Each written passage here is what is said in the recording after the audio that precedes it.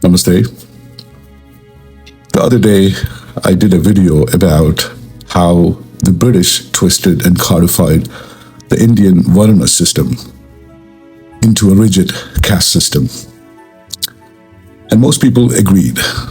But one person commented, which I thought was interesting. He said, maybe the British destroyed some things, but at least they gave you good English. You see, I don't usually pick a comment and make a video for that, but this one leads me to another point that I want to make. Because what I'm doing now is talking about Vedic culture and wisdom in a language that you would understand. Yes, the language is English, but the wisdom is Vedic. You see, what the British destroyed was not just our economy. They struck at the very heart of Indian wisdom.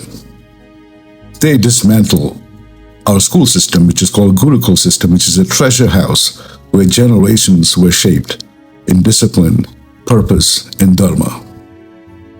And yet, even after centuries of interruption, that flame has not gone out.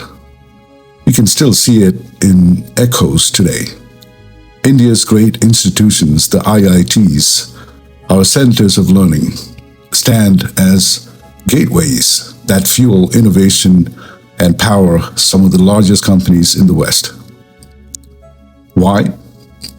Because somewhere deep within, these students still carry the memory of that ancient Gurukul discipline, the habit of focus, the love of knowledge, the inner drive to master both mind and matter. And when that memory awakens, Indians excel wherever they are in the world. Now, let me get back to how the British dismantled the Gurukul system. That's the Indian education system. In 1835, Lord Macaulay introduced English medium education. Suddenly, only English-educated Indians could get government jobs. Funds, lands, temple donations that supported the Gurukul system were seized. Traditional schools collapsed. The Indian Gurukul system, which had trained minds for thousands of years, was left to die.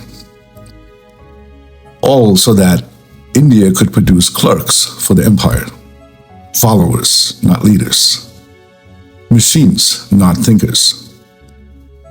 But what was this Gurukul system that they destroyed? Let me explain.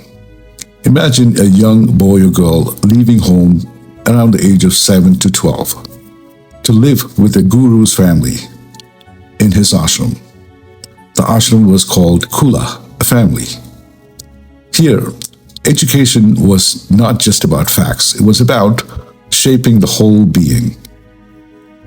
Morning disciplines, rising before dawn, chanting, yoga, meditation, learning Sanskrit, mathematics, astronomy, Ayurveda, philosophy, strength training, martial art training, wrestling, archery, arts, music, painting, poetry, crafts, and service like cooking, cleaning, gathering wood.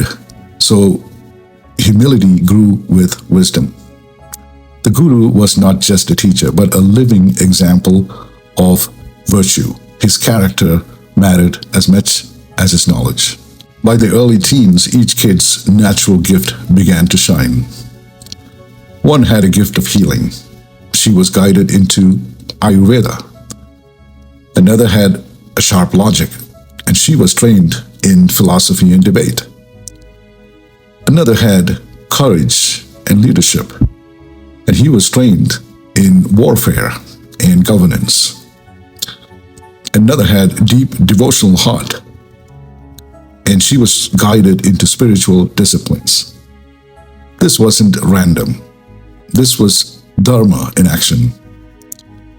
The Gurukul system recognized the child's natural swadharma, their inner calling and cultivated it with care.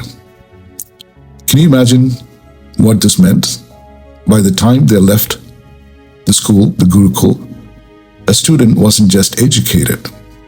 They were aligned with their life's purpose. Their career, their service, their joy were all one. Compare this with today's education, where kids are pushed into careers they hate, chasing degrees, chasing salaries, disconnected from who they really are. The West gave the world factories that produced workers. The Gurukul system produced visionaries and leaders. The West gave us standardized tests. The Gurukul gave us self-realization. The West created competition. The Gurukul nurtured character. And yet today, we call this system modern and the Gurukul system backward. Now, I'm not saying we should bring back the Gurukul system exactly as it was, but we can take its essence and make it better. A system where students are free to discover their natural talents, where education is not just about grades and careers, but about nurturing the inner self as deeply as the outer skills.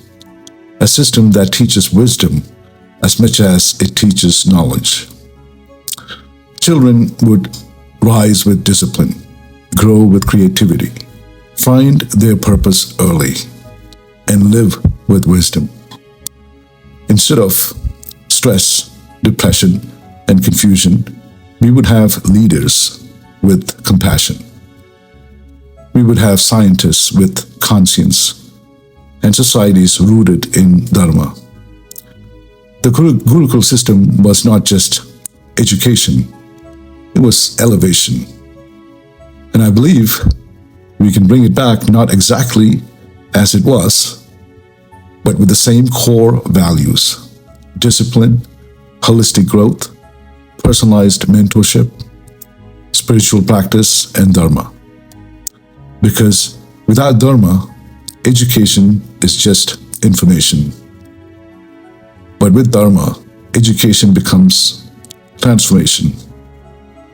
If you feel this truth in your heart, type a yes in the comments. Namaste.